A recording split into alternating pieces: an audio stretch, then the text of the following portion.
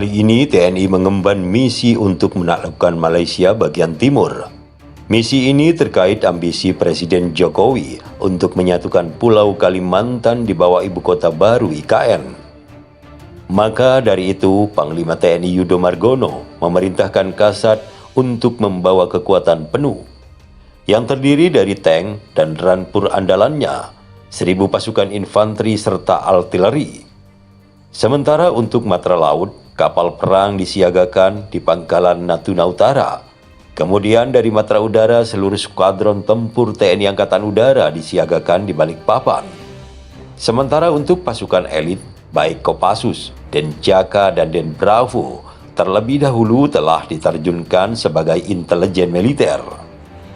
Di sisi prajurit TNI yang sudah berada di medan tempur sejak awal tahun 2023, Letkol Cahyadi mendapat tambahan bantuan pasukan yang terdiri dari 30 orang prajurit yang merupakan mantan anak buah Kapten Dodi yang tertinggal. Saat itu juga Letkol Cahyadi merancang sebuah strategi dengan membagi dua pasukannya untuk misi menghancurkan pangkalan tentara di Raja Malaysia, sudut-sudut wilayah kota Sarawak dan Penang. Setelah menetapkan strategi itu, ia menunjuk Letkol Anton dan Letnan Toha untuk menjalankan misi dan strategi tersebut. Pasukan TNI di medan tempur di bawah komando Letkol Cahyadi telah berada di garis pertahanan terakhir tentara di Raja Malaysia di wilayah Sarawak dan Penang. Pasukan TNI membawa artileri tipe M30 Wizard bertujuan untuk membombardir benteng pertahanan tentara di Raja Malaysia. Tapi di luar dugaan, serangan mereka ternyata mendapat balasan dari pasukan tentara di Raja Malaysia.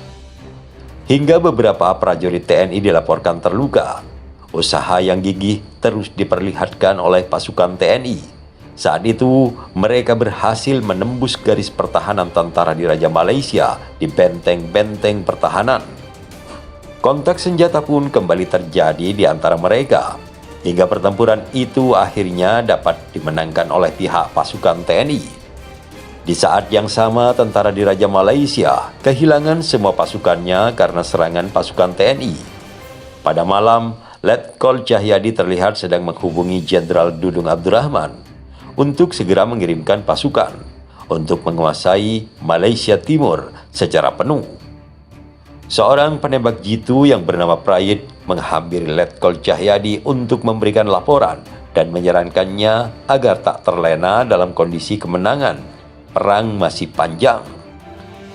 Hingga setelah mendengarkan semua itu, Letkol Cahyadi memerintahkan Letnan Anton dan Letnan Toha untuk terus berusaha menyisir hingga wilayah yang diduga masih diduduki pasukan tentara di Raja Malaysia.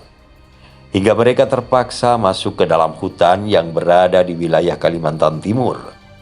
Meski saat itu Letnan Anton dan Letnan Toha hanya menerjunkan beberapa bawahannya untuk mengawasi gerak-gerik dari pasukan di Raja Malaysia yang tersisa.